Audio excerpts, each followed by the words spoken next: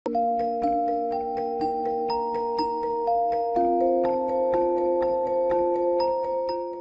Dear children and welcome to your favourite channel Mintalk class 3, जहाँ पे हम बहुत सारे पिक्चर्स के साथ और वर्ड मीनिंग के साथ हमारे चैप्टर को समझते हैं। तो आज हम शुरू करने जा रहे हैं आपके NCERT क्लास 3 इंग्लिश मैरीगोल्ड के यूनिट 3 का poem little by little, and this is part 1 video, जिसमें हम इस पोएम को अच्छे से पहले समझेंगे और फिर पार्ट 2 वीडियो में हम इस पोएम के टेक्स्ट बुक क्वेश्चंस को सॉल्व करेंगे। पार्ट 2 का वीडियो लिंक और इंग्लिश मैरीगोल्ड के सभी बाकी चैप्टर्स के वीडियो लिंक्स आपको इसी वीडियो के नीचे डिस्क्रिप्शन बॉक्स में मिल जाएंगे, या फिर आप क्लास 3 इंग्लिश का प्लेलिस्ट भी देख सकते हैं मिनटॉक क्लास 3 चैनल में। So let us start our today's beautiful poem little by little, जिसका मतलब है कि थोड़ा थोड़ा करके, आराम आराम से। तो इस पोएम में कुछ है ऐसा जो थोड़ा थोड़ा करके हो रहा है। तो आपके टेक्स्ट बुक के सबसे ऊपर वाले 2 लाइन्स में देखिए क्या लिखा है। Even the biggest trees begin life as tiny seeds. Even the biggest trees मतलब दुनिया के बड़े से बड़े पेड़ भी बिगिन शुरू करते हैं अपनी ज़िंदगी, अपना लाइफ छोटे से टाइनी से सीड के रूप में, बीज के रूप में। एक छोटा सा सीड ही आगे चल के एक बहुत बड़ा सा ट्री बनता है। तो यही चीज़ है जो लिटिल बाय लिटिल हो रहा है। लेकिन आपने कभी किसी सीड में से किसी प्लांट को ग्रो होते हुए देखा है? Do you know how a plant grows from seeds? जैसे यहाँ पे पिक्चर में हम सनफ्लावर के सीड देख पा रहे हैं। टमाटोज के अंदर भी आपको छोटे छोटे दाने नजर आते हैं, those are the seeds. Mostly हर फ्रूट के अंदर भी सीड्स मौजूद होते हैं। जैसे यहाँ पे हम गुआवा के सीड्स देख सकते हैं, और उसी तरीके से ये है मूंगफली। मूंगफली के दाने भी उसके छोटे छोटे सीड्स ही होते हैं। ये सभी प्लांट्स इस छोटे से सीड के अंदर से ही ग्रो होते हैं। चलिए शुरू में एक वीडियो देखते हैं छोटा सा, और जानते हैं कि एक छोटा सा सीड किस तरीके से एक बड़े सीड के रूप में ग्रो करता है। तो क्योंकि बहुत लंबा समय लगता है, थोड़ा थोड़ा करके होता है, धीरे धीरे करके, तो इसीलिए मैंने इस वीडियो को एकदम स्पीड में कर दिया है, ताकि आपको बहुत जल्दी दिखाई दे जाए कि ये थोड़ा थोड़ा करके चीज कैसा होता है। तो जैसे इस वीडियो में हम देख सकते हैं, एक मूंगफली का दाना मिट्टी के अंदर डाला, और क्योंकि कांच का डब्बा है तो बाहर से दिखाई दे रहा है। मिट्टी में कोई भी सीड डालने के बाद हम उसे पानी देते हैं, और कुछ दिनों के बाद इस सीड के अंदर से कुछ व्हाइट कलर का सामान बाहर आता है, और वो सीधा नीचे की तरफ जाता है, और यही आगे चल के इस पेड़ की रूट्स यानी कि जड़ें बनती है। और कुछ टाइम के बाद ये सीड के अंदर में से बाहर ऊपर की तरफ भी कुछ कुछ सामान निकलता है, जो आगे चल के इस पेड़ का ट्रंक बनने वाला होता है। इसके पत्ते आते हैं, फूल आते हैं, फ्लावर्स आते हैं, और ये एक बहुत बड़ा सा प्लांट बन जाता है। तो आज हम इस पोएम में एक लिटिल छोटे से एकॉर्न सीड के बारे में बात करने वाले हैं, जो एक बड़ा ट्री बनता है। यहाँ पे फोटो में आप ये जो बड़ा सा पेड़ देख रहे हो, इसका नाम है OAK, ओक ट्री। दिखने में कितना बड़ा लग रहा है ना। इसी ट्री के ऊपर इस तरीके के छोटे छोटे कुछ सीड्स आते हैं, जिसे हम नट्स भी बोल सकते हैं, और जिसका नाम है एकॉर्न। इसमें R साइलेंट है, जिसमें हम R का र साउंड प्रोनाउंस नहीं करते। So let us read about how this little acorn seed grew into a big tree. Little by little यानी कि थोड़ा थोड़ा करके। अपने टेक्स्ट बुक के फोटो में भी हम इस एकॉर्न सीड को देख सकते हैं, जो मिट्टी के अंदर है, और धीरे धीरे करके ये बड़ा हो रहा है। सो let us read little by little यानी कि थोड़ा थोड़ा करके। एन एकॉर्न सेड, एक एकॉर्न के सीड ने बोला, एज इट स्लोली, स्लोली मतलब धीरे धीरे से, जब वो धीरे धीरे से सैंक इन, नीचे जा रहा था, डूब रहा था। वैसे तो सैंक का मतलब होता है कि डूबना। SINK, सिंक एक शब्द होता है जिसका पास्ट टेंस होता है सैंक। वैसे तो पानी के अंदर डूबना होता है, लेकिन क्योंकि सीड भी मिट्टी के अंदर जा रहा है, इसीलिए हम सैंक शब्द का यूज कर रहे हैं। As it slowly sank in its mossy bed, जब ये सीड धीरे धीरे जमीन के नीचे जा रहा था।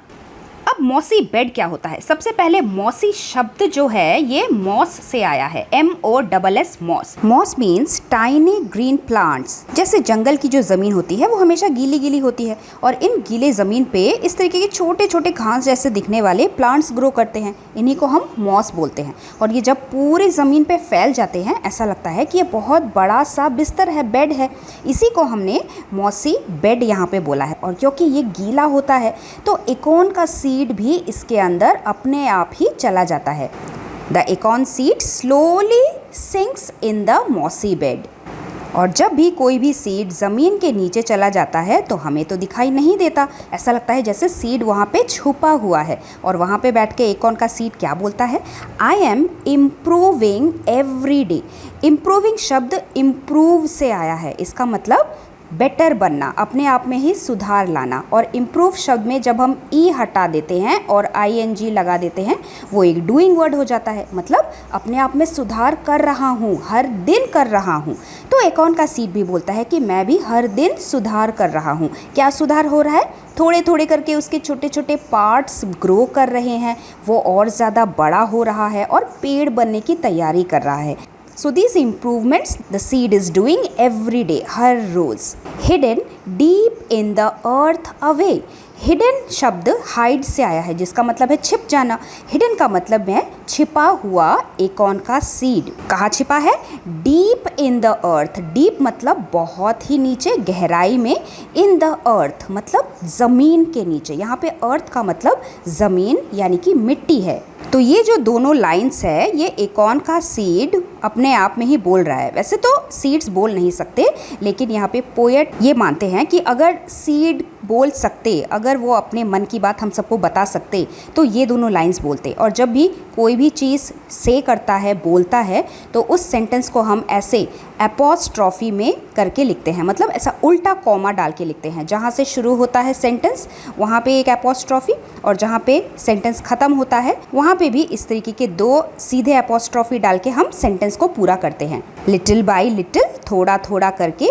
ईच डे इट ग्रू, हर दिन ये सीड बढ़ता चला जाता है। ग्रू है पास्ट टेंस ऑफ ग्रो का। ग्रो का मतलब बढ़ना होता है, और ग्रू है ग्रो का ही past tense. That is to increase in size. अपने साइज में, अपने शेप में वो बड़ा होता जाता है हर दिन। Little by little it sipped the due. थोड़ा थोड़ा करके हर रोज वो ड्यू भी सिप करता है। अब यहाँ पे 2 न्यू वर्ड्स आ गए। एक तो है सिप। सिप्ड शब्द जो है वो सिप से आया है, SIP, सिप। सिप का मतलब थोड़े थोड़े क्वांटिटी में कोई चीज़ पीना। जैसे आप दूध जब गर्म होता है तो थोड़ा थोड़ा ही अपने मुंह के अंदर लेते हो ना, तो वो होता है हम मिल्क को सिप कर रहे हैं। सिप शब्द प्रेजेंट टेंस होता है, और इसी का जब हम पास्ट टेंस लिख रहे होते हैं तो हम PED एक्स्ट्रा लगा देते हैं, दैट इज SIPPED, सिप्ड। तो एकॉर्न का सीड यहाँ पे क्या सिप कर रहा है? ड्यू सिप कर रहा है। ड्यू का मतलब ओस की बूंदे, tiny water drops that form on leaves at night. सुबह सुबह अगर आप उठ के घास पे चलते हो, या फिर पेड़ों के पत्तियों के ऊपर भी आपने देखा होगा, छोटे छोटे पानी के बूंदे नजर आती है। ये रात में ही बनती है, और इसी को हम DEW, ड्यू बोलते हैं। अब क्योंकि सीड को भी पानी की ज़रूरत होती है, तभी तो वो बढ़ते हैं। तो यहाँ से पानी जब ड्रॉप होता है ज़मीन के ऊपर, और वहाँ पे क्योंकि मिट्टी है, सॉइल है, ये पानी नीचे एकॉर्न के सीड तक चला जाता है, और इस तरीके से एकॉर्न के सीड को भी ड्यू के रूप में पानी मिल जाता है। और धीरे धीरे एकॉर्न का सीड बड़ा होने लगता है। डाउनवर्ड्स यानी कि नीचे, ज़मीन की तरफ। It sent out a thread like roots. It का मतलब द सीड। एकॉर्न के सीड ने नीचे, ज़मीन के नीचे की तरफ सेंट किया, मतलब भेजा। सेंट है SEND, सेंड का पास्ट टेंस, मतलब भेजना। क्या भेजा इस सीड ने? अपने ही अंदर से जो एक वाइट कलर का ये आप चीज़ देख रहे हैं, इसको नीचे की तरफ भेजना शुरू किया। और ये क्या चीज़ है? पतला सा, थ्रेड लाइक। थ्रेड मतलब धागा, धागे जैसा पतला जो रूट्स है उसका, जो जस्ट बनना शुरू हुआ है, अभी बहुत ही बेबी टाइप का है, छोटा सा है, उसे नीचे की तरफ भेजना शुरू किया।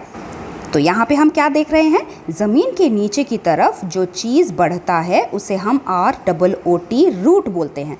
और जो ज़मीन के ऊपर उग रहा है, हम उसे क्या बोलेंगे? हम उसे शूट बोलते हैं, दैट इज़ SHOOT, शूट। और यही चीज़ हमारे नेक्स्ट लाइन में भी है। अप इन द एयर, ऊपर आसमान में, हवा की तरफ, ज़मीन से ऊपर की तरफ। Sprang a tiny shoot. Sprang शब्द स्प्रिंग से आया है, SPRING, स्प्रिंग। स्प्रिंग मतलब तेज़ी से ऊपर की तरफ या फिर आगे की तरफ बढ़ना। अब स्प्रिंग का ही पास्ट टेंस होता है sprang, SPRANG। That is to move suddenly और अपवर्ड्स और फॉरवर्ड्स। तो रूट्स उसका नीचे की तरफ जाता है और शूट सीड का ऊपर की तरफ जल्दी से तेजी से आता है।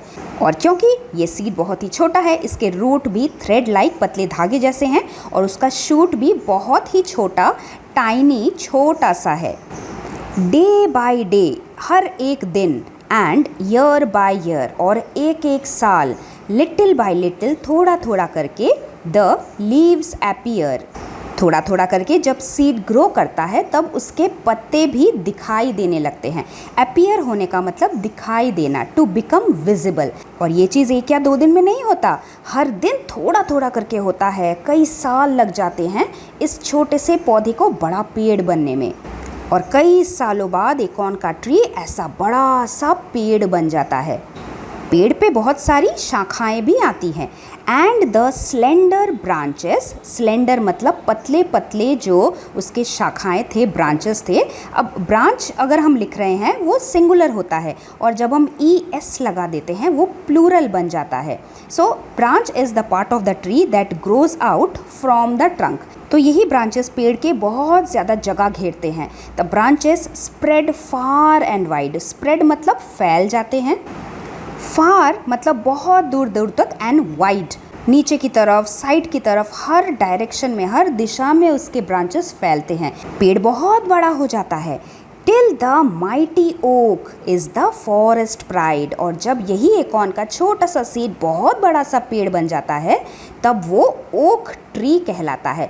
माइटी का मतलब है हैविंग ग्रेट पावर, जो बहुत ही शक्तिशाली हो, जिसमें बहुत ज़्यादा स्ट्रेंथ हो। ये इतना शक्तिशाली है कि कितना भी बड़ा तूफान आ जाए ये पेड़ यहाँ से नहीं गिरेगा। और क्योंकि एक छोटे से एकॉर्न सीड से इतना बड़ा पेड़ बन गया है, इसीलिए इस सीड को भी अपने ऊपर बहुत गर्व होता है। टिल द माइटी ओक, जब वो शक्तिशाली ओक का पेड़, इज़ द फॉरेस्ट प्राइड, जंगल का गर्व बन जाता है। प्राइड का मतलब a feeling of deep happiness when one achieve something special. किसी ने कोई खास चीज़ हासिल की हो, जैसे आप भी अगर अपने क्लास में बहुत अच्छे मार्क्स लाते हो तो आपको अंदर से कितना सारा हैप्पीनेस आता है ना, गर्व की फीलिंग आती है। आपके मम्मी पापा को भी बहुत प्राइड फील होता है आपके ऊपर। तो माइटी ओक को भी अपने ऊपर बहुत गर्व महसूस होता है, क्योंकि वो छोटे से सीड से इतना बड़ा पेड़ जब बन जाता है। Let us see the new words one more time. Hidden मतलब छुपा हुआ, स्लोली मतलब धीरे धीरे, डाउनवर्ड्स नीचे की तरफ, स्लेंडर यानी कि पतला,